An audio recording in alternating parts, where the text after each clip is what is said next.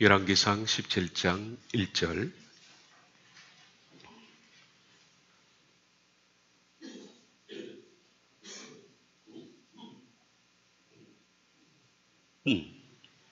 다같이 읽겠습니다. 길라세 우거하는 자 중에 디셉 사람 엘리야가 아합에게 말하되, 내가 섬기는 이스라엘 하나님 여호와께서 살아계심을 두고 맹세하노니 내 말이 없으면 수년 동안 비도 이슬도 있지 아니하리라 하니라. 아멘. 열왕기상 17장 1절 좀 설교를 오래 했죠. 7주째인데요.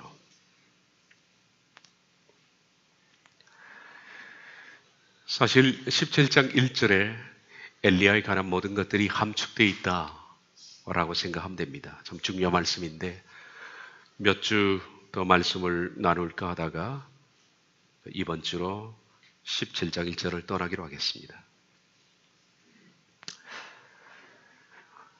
초대교회 교인들이 로마 박해 시기에 내가 그리스도인이다라는 것을 은밀하게 표시하기 위해서 사용한 단어가 익수스라는 단어라는 얘기는 우리 잘 알고 있습니다. 익수스라는 것은 물고기라는 뜻입니다. 그런데 한자 한자에 신앙 고백을 부여한 겁니다. 예수스 크리스토스, 예수는 그리스도요. 예수님은 그리스도시요. 데오히오스, 하나님의 아들이시며 맨 끝에 소테리아, 구원이시다. 예수 그리스도는 하나님의 아들이시여 우리의 구원이시다. 첫 자를 따서 이런 상징적인 표현을 사람들에게 몰래 하곤 했습니다. 이걸 상징이라고 합니다. 열왕기상 17장 1절에서도 우리는 상징을 하나 봅니다. 내가 섬기는 이스라엘 하나님 여호와께서 살아계심을 두고 맹세하노니 내 말이 없으면 수년 동안 비도 이슬도 있지 아니하리라. 비와 이슬이라는 상징입니다.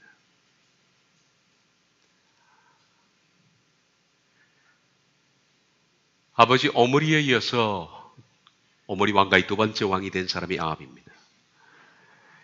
이 아합은 탁월한 사람입니다. 정치, 군사, 경제에 있어서 탁월한 지도력을 바탕으로 해서 이스라엘을 단숨에 부강한 나라로 올려놓았습니다.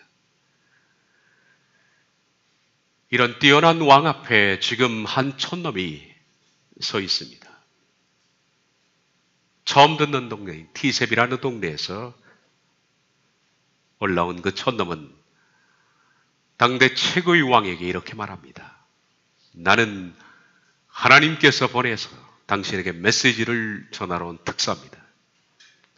지금부터 내가 왕에게 전하는 이 말은 하나님께서 하신 말씀입니다. 그러므로 내 말을 멸시하는 것은 곧 하나님의 말씀을 멸시하는 것과 같습니다. 하나님께서 제게 이렇게 말씀하셨습니다. 내가 이스라엘을 비를 멈추게 그리고 내리게 하는 일을 전적으로 너에게 맡기겠다. 너는 지금 내가 이스라엘에 대해서 진노하는 원인이 제거되었다라고 생각하면 언제든지 가뭄을 멈추게 해달라고 내게 말해라. 그러면 내가 비를 내리겠다. 이제 내가 왕께 말합니다. 앞으로 수년 동안 비도 이슬도 이 땅에 내리지 않을 것입니다. 왜 비와 이슬일까요? 이걸 가르쳐서 상징이라고 합니다. 비와 이슬이 상징하는 게 있습니다. 하나님은 아합을 죽일 수도 있습니다. 백성들에게 질병을 보낼 수도 있습니다. 전쟁을 일으킬 수도 있습니다. 이스라엘을 괴롭게 하는 여러 가지 상황을 만들어낼 수 있습니다. 근데 하나님은 비와 이슬을 내리지 않겠다라고 말합니다. 이 비와 이슬 속에는 이 중단이라는 것은 하나님께서 지금 아합과 이스라엘에 대해서 하나님께서 분노하시고 있는 것에 대한 상징적 메시지가 들어있는 겁니다. 이걸 상징이라고 합니다. 왜 그랬을까요? 구약의 선지자들은 지금 엘리야뿐만 아니라 아주 특이한 행동들을 많이 했습니다. 그걸 가르쳐서 선지자적 행동이라고 부릅니다. 선지자적 행동. 선지자들이 하는 특이한 행동들입니다. 아마 우리가 구약에 나타난 선지자의 행동들을 조사하면 끝도 없을 겁니다. 아주 특이한 행동들을 많이 했습니다. 선지자들은 하나님께서 자신에게 명령하신 이 특이한 행동들을 통해서 하나님의 메시지를 전할 뿐만 아니라 그 메시지를 상징화한 겁니다. 이스라엘에 대해서, 어떤 때는 왕에 대해서, 특정 집단에 대해서, 역사에 대해서 하나님께서 어떤 상징화된 메시지로 그들에게 알리신 겁니다. 다시 말하면 말한 것뿐만 아니라 시청각 교육을 하셨다는 겁니다. 선지자의 행동을 통해서 하나님은 그들이 눈으로 보게, 귀로 들을 뿐만 아니라 눈으로 보게 하셨습니다. 그런데 이 눈으로 보게 한 이것이 백성들에게는 아주 간결하고 명확한 메시지지만은 이 행동을 하나님께 명받아서 하고 있는 선지자들에게는 굉장히 괴로운 행동들입니다. 선지자의 행동들, 이것은 굉장히 괴로운 것들입니다. 많은 선지자 가운데서 우리가 몇 분만 소개해 드리겠습니다. 마태복음 3장 1절 2절, 그때 세례 요한이 이르러 유대 광야에서 전파하여 말하되 회개하라, 천국이 가까이 왔느니라.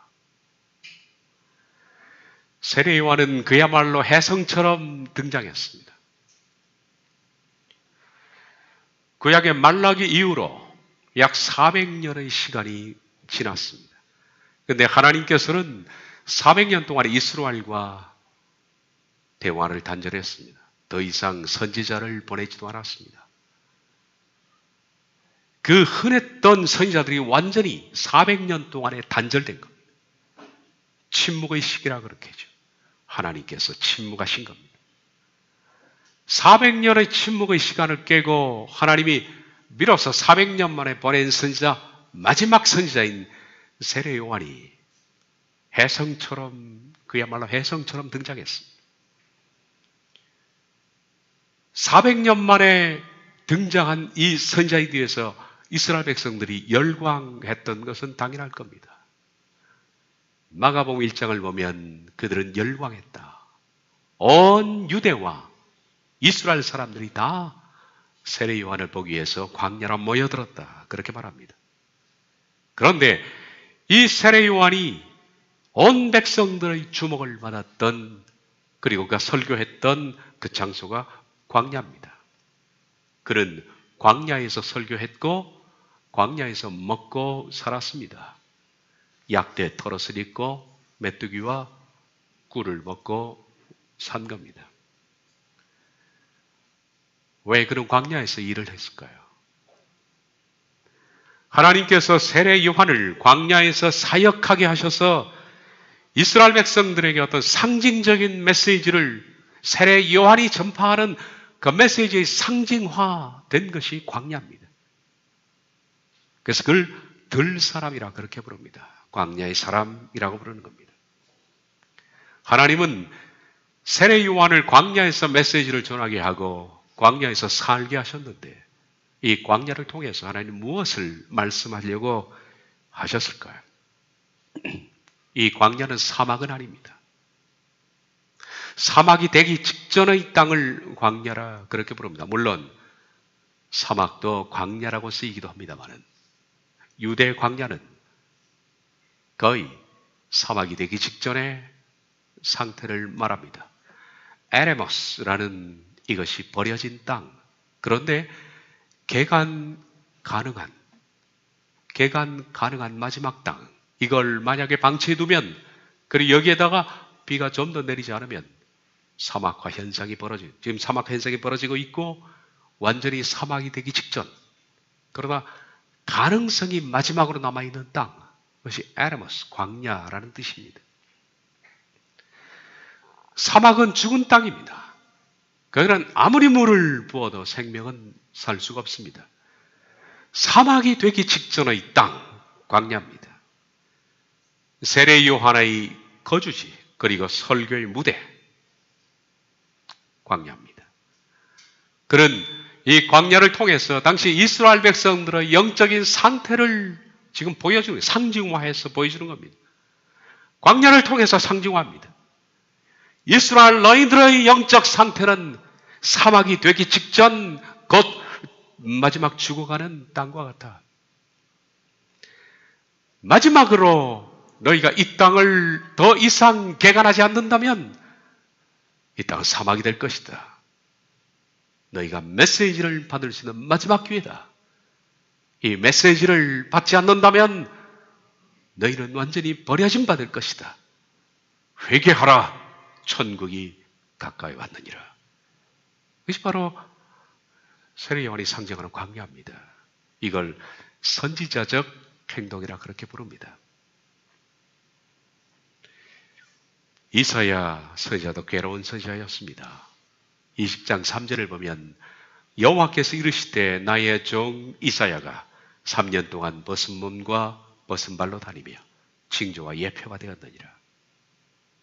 선지자 이사야가 3년이라는 시간 동안 팬티만 입고 다닌 거 아십니까? 벗고 다녔습니다. 그리고 신발도 신지 않았습니다. 왜 그럴까요? 징조와 예표입니다.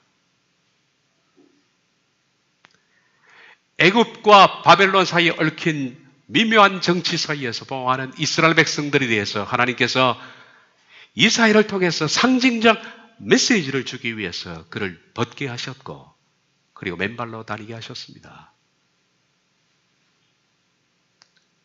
그 내용에 대해서는 말씀드릴 수 없지만 선지자적 행동입니다.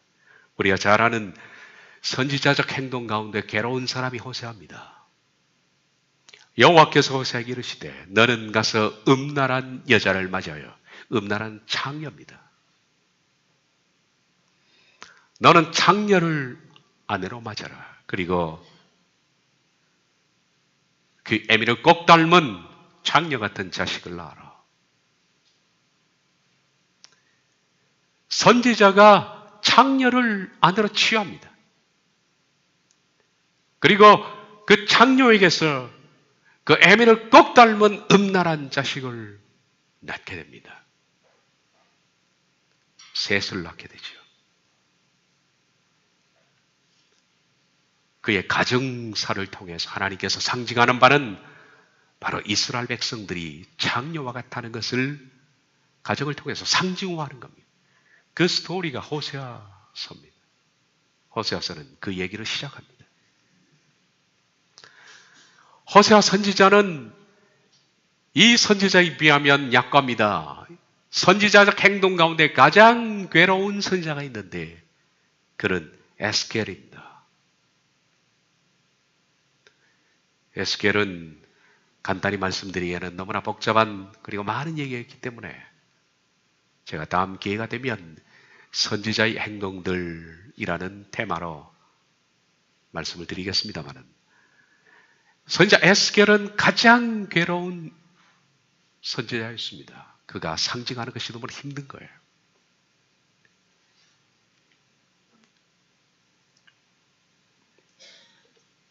내 말이 없으면 수년 동안 비도 이슬도 있지 아니하리라. 하나님께서는 엘리야를 통해서 비와 이슬을 단절하시겠다는 상징화된 메시지를 아합에게 지금 보내시는 겁니다. 비와 이슬을 단절하겠다는 이 상징은 무엇을 말하는 것일까? 이 속에 하나님께서 이스라엘과 아합에 대한 분노가 상징되어 있는 겁니다. 함축되어 있습니다. 농사는 비가 없으면 불가능합니다. 우리 같은 상황에도 마찬가지입니다. 우리처럼 파괴만 하면 샘이 나오는 이런 나라에서도 물이 없으면 농사는 불가능한데 특히 팔레스타인은 1년에 딱 2차례 비가 내린다고 그랬습니다. 이른 비 그리고 늦은 비. 이 이른 비와 늦은 비 2차례 내리는 이 팔레스타인의 농경에 있어서는 비와 이슬은 절대적인 의존도를 가지고 있습니다. 못합니다. 이거 없으면 할 수가 없습니다. 게다가 팔레스타인은 지금 우리가 덥습니다만은 이것과 비교되지 않게 뜨겁습니다. 하루 종일 자결하는 태양빛 아래 온 대지는 불이 탑니다. 이른 비와 늦은 비 시기를 제외하고 낮에는 바늘처럼 온몸을 찌른 듯한 뜨거운 더위가 자결합니다. 대지는 말라서 거북등처럼 갈라져 있습니다. 만약 하늘에서 비가 단 한 차례라도 이른 비와 늦은 비가 거른다면 온 대지는 쇠처럼 아주 딱딱해지고 맙니다. 팔레스타인 같은 기후에서 비가 내리지 않는다는 것은 곧 곡물의 멸절을 말합니다. 먹을 게 없다는 겁니다. 특히 엘리야는 비뿐만 아니라 이슬까지도 하나님께서 내리지 않을 것이다 라고 말합니다. 비뿐만 아니라 이슬도 내리지 않게 될 것이다. 이슬은 땅 위에 내리는, 저는 그렇게 생각합니다. 땅 위에 내리는 일종의 최소한의 청량제. 땅 위에 내리는 최소한의 청량제. 도시에 사는 사람들은 실감을 못하겠습니다만은 시골에 가면 땅 위에 아침에 청량제가 뿌려진 것을 봅니다. 비가 안 와도 식물들이 그걸로 버텨내는 겁니다. 비가 내리지 않는 기간, 이 기간 동안에 팔레스타인의 기후는 그 메마른 토양이 버텨낼 수 있는 우리보다 훨씬 많은 이슬을 하나님이 허락하셨습니다. 그래서 그 땅이 살아내는 겁니다. 매일 아침 나가면 땅에 온 대지를 적시고 있는 그 이슬은 땅의 원기를 기본적으로 유지시켜주는 겁니다. 그러나 엘리야는 이 수증기조차도 하나님이 내리지 않을 것이라고 말합니다. 이스라엘의 수도 사마리아는 특별히 이 지역은 이슬이 많이 내린 지역입니다. 저 북쪽 끝에 있는 헐몬 산에서부터 시작해서 이스라엘 골짜기까지 매일매일 많은 이슬이 내립니다. 우리가 구약 성경에서 그 기억하죠. 기드온이 양털 실험을 했던, 양털 가지고 하나님께서 나와 함께 하는지 그렇지 않은 실험했던 그 유명한 실험을 볼 때 이슬이 얼마나 많이 내린지를 우리가 조금 느껴볼 수가 있죠. 사사기 6장 36절 38절을 보면 기드온이 하나님께 여쭈되 주께서 이미 말씀하신 같이 내 손으로 이스라엘을 구원하시려거든 보소서 내가 양털 한 뭉치를 타작마당에 두리니 만일 이슬이 양털에만 있고 주변 땅은 마르면 주께서 이미 말씀하신 같이 내 손으로 이스라엘을 구원하실 줄을 내가 알겠나이다 하였더니 그대로 된지라. 이튿날 기드온이 일찍 일어나서 양털을 가져다가 그 양털에서 이슬을 짜니 물이 그릇에 가득하더라. 이 정도로 많은 이슬이 내립니다. 양털에 젖어 있는 이슬을 짜니 그릇에 가득 채워질 정도. 이 땅은 이 이슬을 가지고 버텨내는 겁니다. 팔레스타인이 그렇습니다. 그런데 하나님께서는 비와 이슬을 내리지 않겠다라고 말합니다. 비와 이슬이 상징하는 바는 크게 두 가지입니다. 첫째는 관계 단절입니다. 내가 너희와 관계를 단절하겠다. 그 메시지를 첫째 가지고 있습니다. 메마른 땅에 생명을 주는 것은 뭘까요? 말씀드린 것처럼 비와 이슬입니다. 1년에 2차례 하늘로부터 쏟아지는 단비, 풍부한 물이 쏟아집니다. 그리고 그 사이에 메마른 대지를 버티게 만들어주는 이슬, 이것이 팔레스타인의 농토를 살아있는 생명처럼 유지하게 만드는 것입니다. 이스라엘 백성들의 영혼, 지금 영혼을 상징하는 것인데 이스라엘 백성들의 영혼에 우리도 마찬가지입니다만 그 영혼에 생명을 주시는 분은 누굽니까? 바로 하나님이십니다. 하나님께서 1년에 2차례 비처럼, 그리고 매일 내린 이슬처럼 하나님께서는 풍부한 은혜와 잔잔한 은혜로 이스라엘 백성들의 영혼을 살리신 겁니다. 만약에 하나님께서 은혜를 베풀어 주지 않는다면 그들은 이방처럼 될 것이며 영혼에 죽을 겁니다. 그런데 이걸 모른다는 거예요. 모른다는 겁니다. 평소에 우리도 그렇습니다. 우리도 비와 이슬의 고마움을 잘 모르고 살고 있는 것 같습니다. 비의 고마움, 그리고 매일 아침 내리는 이슬의 고마움, 사람들은 모릅니다. 이걸 언제 실감할까요? 가뭄이 되어야 실감합니다. 비가 내리지 않아야 우리들은 하늘의 비를 기다립니다. 그리고 두 번째, 하늘의 이슬을 기다리는 겁니다. 하나님께서는 종종 하나님의 백성들에게 어떤 땐 비처럼 은혜를 내리시고 어떤 땐 이슬처럼 매일 잔잔하게 은혜를 내리십니다. 큰 은혜와 작은 은혜를 반복하시는 겁니다. 이 비와 이슬이 메마른 대지를 적셔서 생명을 발화시키는 것처럼 어떤 땐 여러분이 감당할 수 없는 큰 은혜를 하나님이 퍼부어 주실 때가 있습니다. 그리고 어떤 때는 매일매일 아주 잔잔한 은혜로 이슬처럼 우리를 인도할 때가 있습니다. 그래서 우리 영혼이 살아내는 거지. 하나님의 은혜가 중단하면 우리의 이 심령이라는 농토는 박토가 되는 겁니다. 사막이 되는 거예요. 근데 우리는 잘 모르고 있습니다. 하나님의 매일같이 내리는 그 은혜 때문에 우리의 심령이 부드럽게 되기도 하고 그 은혜는 우리에게 회개를 촉구합니다. 그리고 거룩한 삶을 사도록 권고하고 우리가 말씀을 이해할 수 있도록 하고 말씀을 듣고 은혜를 받도록 하며 말씀을 따를 우리 마음에 각성을 주시는 겁니다. 이 불의한 세상에서 우리가 하나님을 바라보고 살 수 있도록 잔잔히 권고하시고 어떤 때는 강하게 권고하시는 겁니다. 그런데 우리들은 잘 모르고 있습니다. 그 사실을.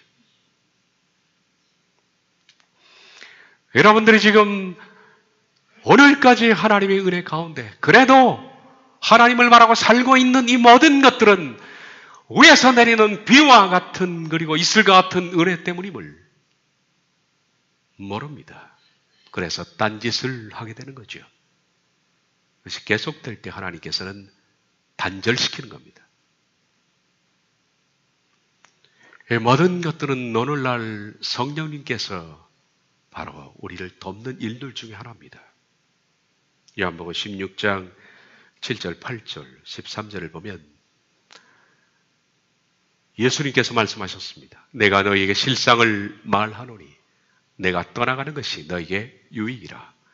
내가 떠나가지 아니하면 보혜사가 너희에게 오시지 아니할 것이요 가면 내가 그를 너희에게 보내리니. 성령님이 오셔서 죄에 대하여, 의에 대하여, 심판에 대하여 세상을 책망하시리라. 진리의 성령이 오시면 그가 너희를 모든 진리 가운데로 인도하시리라. 그래도 우리가 진리를 깨닫게 되는 것, 많은 사람들이 성령님이 진리를 깨닫도록 인도하지만은 그 인도 자체를 거부해요. 그런데 예민하게 하나님의 은혜를 바라는 사람들은 하나님의 인도에 대해서 반응합니다. 말씀 가운데로 인도되고 말씀을 깨닫고 말씀을 이해하게 되고 그리고 그 심령 가운데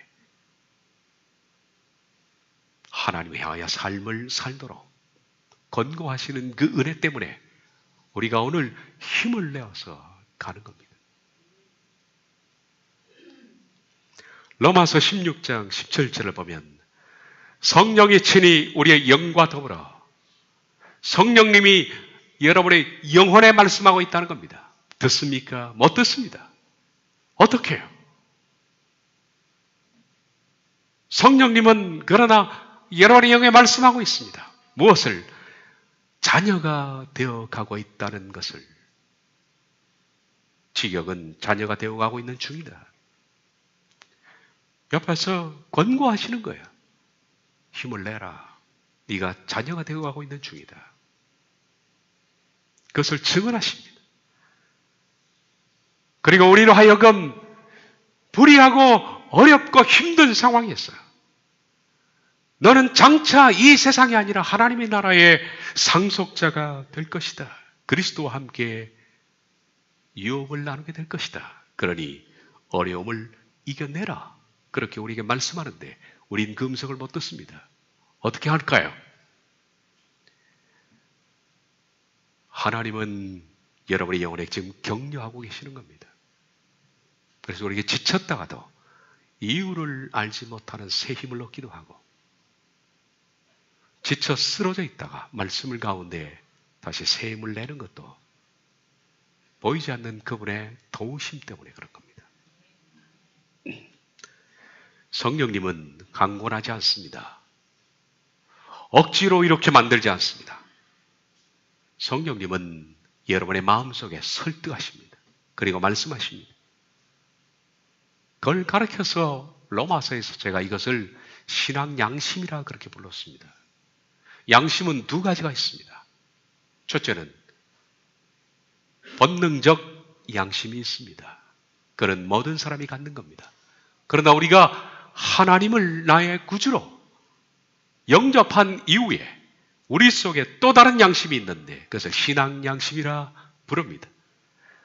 우리가 믿기 이전에는 한 번도 권고받지 못했던 부분입니다. 믿음으로 살아라. 이렇게 살면 안 된다.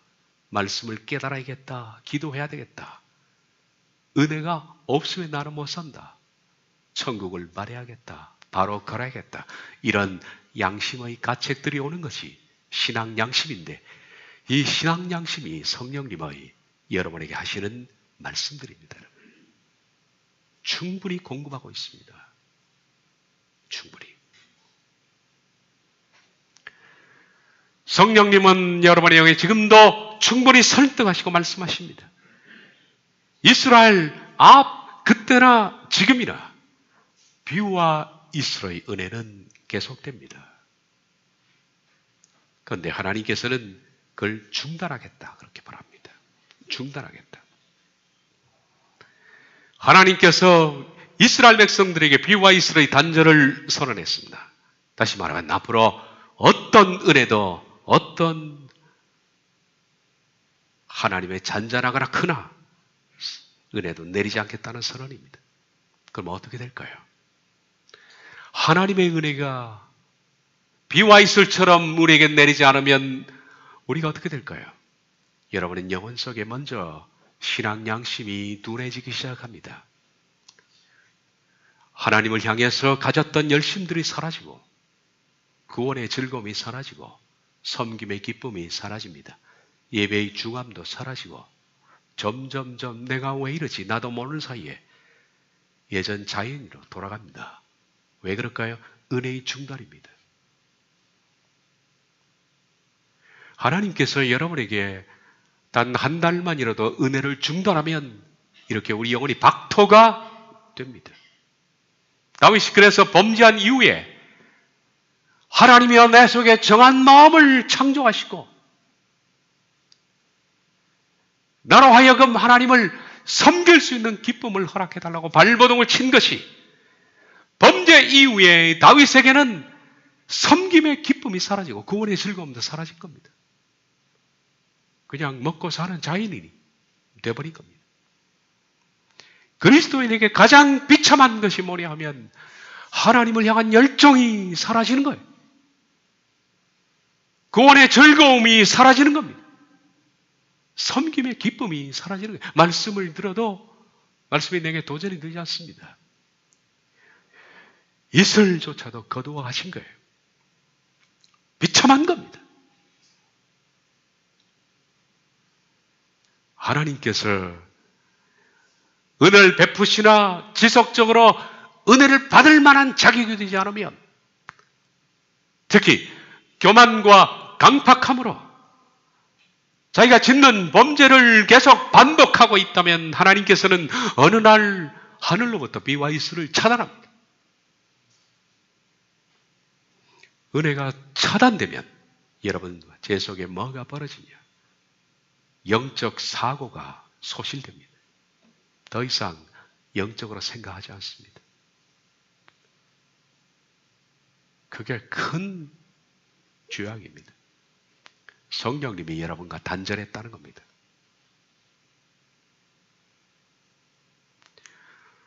저는 이것을 경험해 본 적이 있습니다. 제가 한 2주만 하나님의 이슬 같은 은혜가 차단되면 저는 성경을 펴고 머리를 쥐어 뜯습니다. 아무리 읽어도 이해가 되지 않아요, 성경이. 물론 국어처럼은 이해가 됩니다. 그러나 하나님의 뜻을 그 속에서 발견할 수가 없는 겁니다. 2주만 중단돼도 저는 설교를 못하겠어요.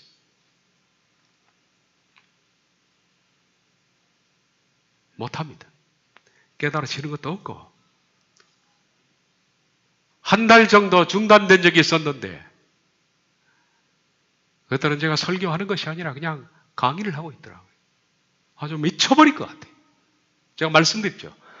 저는 3달 정도 이런 상황이 지속되면 강단을 내려옵니다. 이건 하나님과 저 사이의 약속입니다. 그만하라는 사인으로 받아들입니다. 더 이상은 할 수 없어요. 교인을 기만하는 것이고 속여가며 뭘 위해서 설교를 하겠습니까? 무서운 하나님의 심판입니다. 영적 사고가 소실되는 것, 영적 즐거움이 사라지는 것, 하나님을 생각하고 구원을 생각해도 내 마음에서 기쁨이 사라지는 거예요. 웬만한 박토와 같이.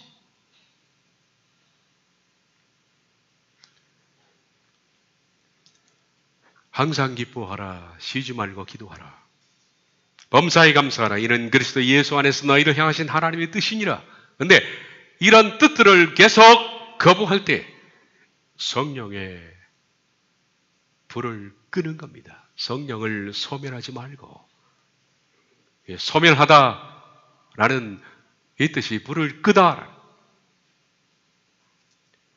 성령님께서 우리의 영혼의 불을 켜고 있는 거예요. 그래서 밝히 보는 것이고 마음이 뜨거운 것이고 회개가 되는 것이고 기쁨이 있는 것이고. 그런데 어느 날 하나님께서 우리에게 불을 끈다면 저와 여러분의 영혼에 무서운 일이 벌어지는 겁니다. 에베소서 4장 30절 상반절에 하나님의 성령을 근심하게 하지 말라. 하나님의 성령을 근심하게 하는 많은 이유들이 에베소 4장에 나와 있습니다. 제가 많아서 시간을 적지는 않았습니다만은 도적질하는 것, 음란하는 것, 악한 이름을 부르는 것, 다투는 것, 이런 일들이 계속 지속될 때 하나님의 성령을 repair라는 단어가 근심이라는 뜻이 고통을 가하는 거예요. 여러분, 우리가 하나님에게 고통을 가한다는 거 아십니까? 고통을 가하고 몹시 슬퍼하게 만들고 성령님을 후회하게 만드는 겁니다. 창세기 6장에 보면 하나님께서 내가 사람을 지었음을 후회한다. 성령님이 후회하신다. 그렇게 되면 비와 이슬이 차단되는 겁니다. 차라리 연병으로 죽는 게 나아요. 차라리 교통사고로 죽는 게 낫습니다. 은혜가 차단되는 것은 견딜 수 없는 고통입니다. 비와 이슬을 끊겠다라는 것은 내가 너희와 모든 은혜를 차단하겠다. 1년에 2차례 내리는 충만한 은혜와 매일같이 너희를 잠잠하게 인도했던 잔잔한 이슬 같은 은혜도 끊어버리겠다. 아예 수증기조차도 너희 사고 속에 나를 향한 어떤 생각도 나지 않도록 내가 만들 것이다. 나는 너를 가까이 두고 싶지 않다. 두 번째, 비와 이슬을 내리지 않겠다는 것은 두로와의 관계를 끊으라는 거예요. 두로와의 관계를 끊으라.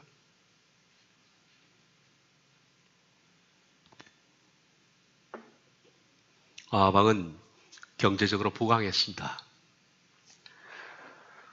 아합의 아버지 오므리가 이 두로와 시돈에 곡물을 팔아먹기 위해서 이스라엘은 농토로 비옥하게 잘 가꾸어서 풍부한 농산물이 있습니다.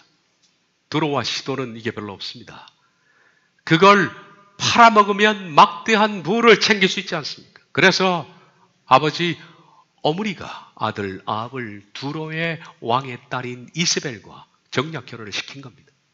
그렇게 해서 농산물을 팔아먹으면 막대한 흑익을 챙길 수 있으니까.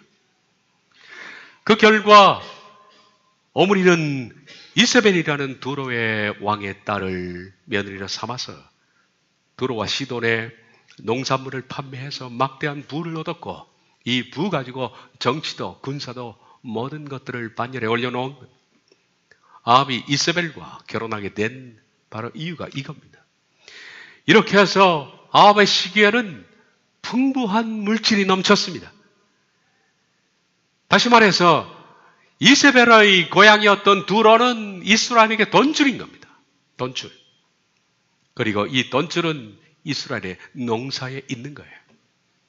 만약에 이스라엘이 곡물을 걷지 못한다면 돈줄이 차단되는 거죠. 풍부한 돈으로 이스라엘은 사마리아 성을 건축했습니다. 그렇게 건축된 사마리아 성은 주변 국가들과 비교되지 않을 만큼 너무 아름답고 탁월한 시설을 이 도시에 갖췄는데, 1절에 제가 말했던 것처럼 사마리아 수도는 당시의 별명이 상하이 궁이었습니다. 코끼리 상하를 얼마나 온 수도에 발랐는지 사람들이 마치 상하이 궁을 걷는 것 같다, 그렇게 말을 했습니다. 그러나 이렇게 경제적으로 정치적으로 부강한 나라를 만들었던 아합은 영적으로 가장 타락한 왕이었습니다. 경제적으로 부강해지면 영적 상태가 여지없이 타락한다는 이 반비례의 법칙이 성경이 말씀하는 영적인 법칙입니다. 이 법칙을 벗어나면 좋겠습니다만은 대다수의 사람들이 이 법칙을 따라 삽니다. 경제적으로 부강하면 영적으로 망합니다. 이스라엘사 전체가 그랬습니다. 전체가. 그리고 교회사 전체도 마찬가지입니다. 교회가 타락했던 시대는 가장 부강했던 시대입니다. 햇바알의 딸 이세벨을 아내로 맞이했던 아합은 두로와의 더 많은 농산물 교육 때문에 사마리아 궁에 바알 신전을 세우기를 시작했습니다. 이 모든 타락의 원인은 어디 있느냐? 두로와의 교역이 있습니다.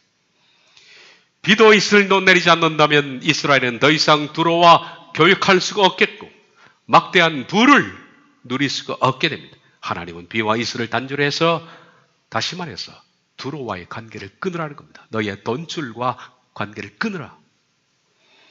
세상에서 너를 부유하게 만들고 기쁘게 만들고 행복하게 만드는 모든 출처를 끊으라. 그 자체가 죄가 아니라 그것을 의존하고 그것을 인생의 기쁨으로 삼는 그 자체에 대해서 하나님께서 징계하시는 겁니다. 저는 이 시대처럼 그 시대처럼 만약에 우리를 이 시대에 다루신다면, 그렇게 한 사람 한 사람을 만약에 그렇게 다루신다면 비와 이슬을 하나님께서 그칠 사람들이 정말 많을 거라고 생각합니다. 수많은 사람들이 물질과 풍요를 위해서 두로와 지금도 교육하고 있습니다. 많은 교인들이 풍요의 신을 섬깁니다. 하나님을 좇는가 같지만은 실제적으로 여로보암의 길을 가고 있고 바알을 섬깁니다. 예배를 거절하고 집회에 기스를 하는 수많은 교인들이 있습니다. 주의를 어겨가며 적당히 세상의 재미에 빠집니다. 어쩔 수 없는 선택이라고 합리화하죠. 어쩔 수 없이 세상을 살아가려면 그 정도 융통성이 있어야 된다고 말합니다. 이것이 이 시대를 살아가는데 어쩔 수 없는 것이라고 타협하는 것을 아무런 죄책 없이 합니다. 자신을 위로하면서 아주 좁은 신앙의 길을 버리고 점점 가면 갈수록 넓은 길을 택해서 가는 사람들이 있습니다. 수많은 교인들이 호세아 선지자처럼 이 시대와 매춘하고 있습니다. 하나님보다 돈에 기싸고 세상을 만드신 하나님을 모르고 하나님이 만드신 음식, 하나님이 주신 물과 공기, 햇빛을 받아 살아가면서 하나님을 모릅니다. 여러분의 심장을 누가 뛰게 했습니까? 코에 호흡을 누가 하게 합니까? 피는 누가 돌게 합니까? 지금이라도 누가복음에 나오는 어떤 부자처럼 오늘 밤에 하나님께서 내가 내 생명을 취하리라 한다면 여러분의 것은 다 누구의 것이 됩니까?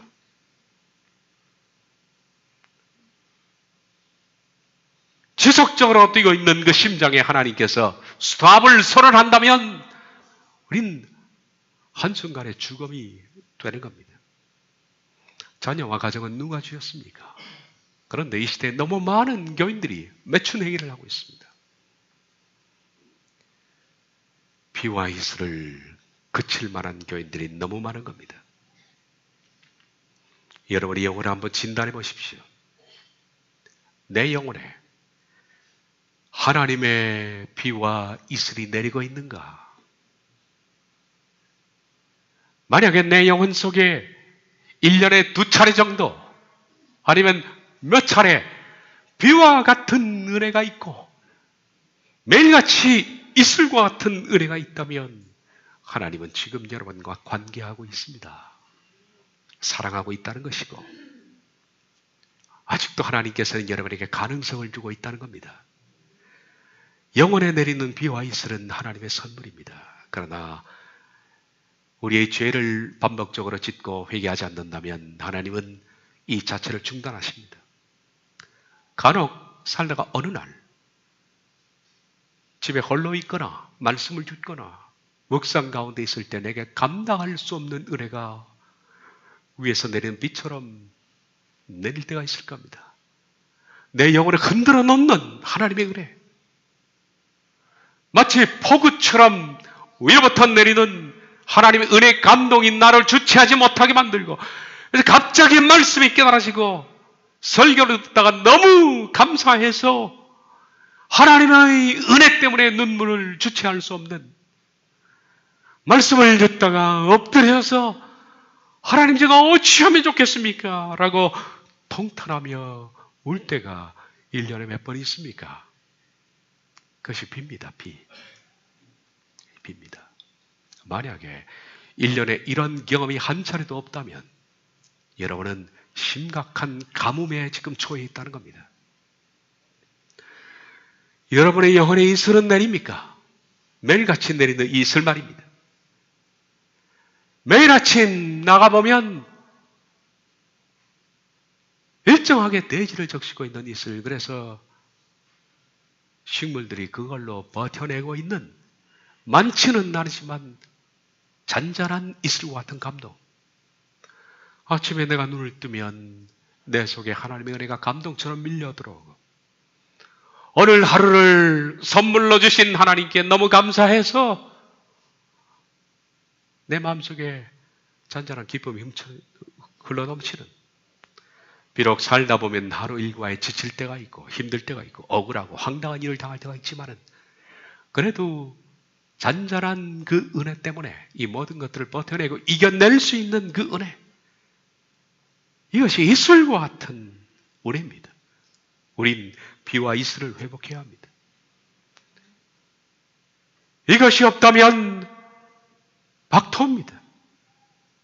이것이 없다면 세례 요한이 오늘도 광야에 서서 여러분에게 메시지를 전할 겁니다. 회개하라, 천국이 가까이 왔다. 만약에 회개하지 않는다면 쥐가 불에 던질 것이다. 이것이 없다면 엘리야가 여러분에게 선포하는 것과 똑같은 겁니다. 하나님께서 여러분에게 비와 이슬을 수년 동안 내리지 않을 것이요. 죽음이라는 겁니다. 우리에게 가장 필요한 것은 비와 이슬과 같은 은혜입니다. 이 세상의 것들이 무슨 의미가 있습니까? 병들어 보십시오. 돈이 무슨 크게 중요합니까? 그 많던 돈이 병들어 보십시오. 무슨 의미가 있는가? 이 차이 딱 하나 있더라고요. 좋은 병실 그리고 좋지 않은 병실, 그 차이. 병든 사람은 돈을 쓸 수도 없습니다, 여러분. 돈을 쓸 수 없는 날이 와요. 좋은 병실, 좋은 의사를 만나기 위해서 내 인생을 돈 버는 데 투자하고 싶지 않습니다. 그렇습니다. 6인실이든 아니면 집에서 병들어 죽든 무슨 소용입니까? 나이 들어보십시오. 돈이 뭐가 중요한가? 이 차이는 있겠죠. 좀 더 안락하고 편안한 집, 그러나 반면에 불편한 집. 그리고 좀 더 좋은 음식을 먹는다는 것. 그리고 그냥 서민 음식을 먹는다는 것. 그것이 그렇게 중요한 것도 아닙니다. 불편하면 어떻고, 싱글이면 어떻고, 외로우면 어떻습니까?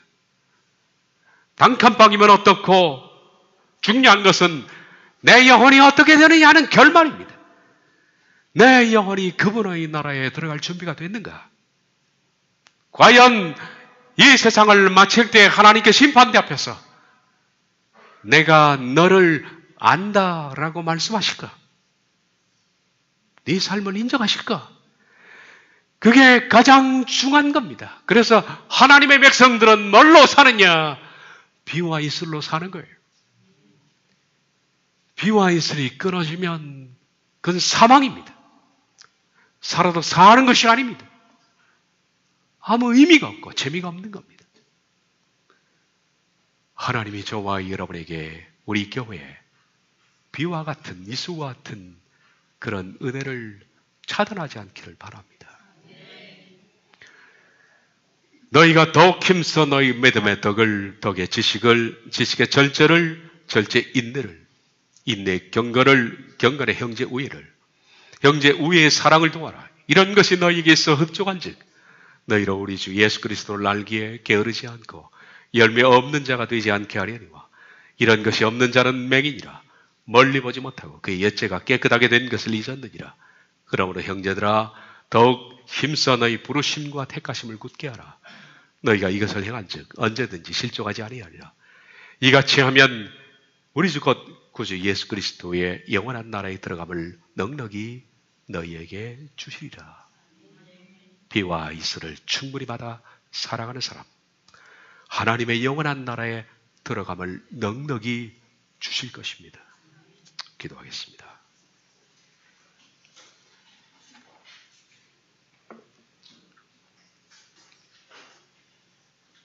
자비하신 하나님, 우리에게 의 영혼이 박토가 되지 않도록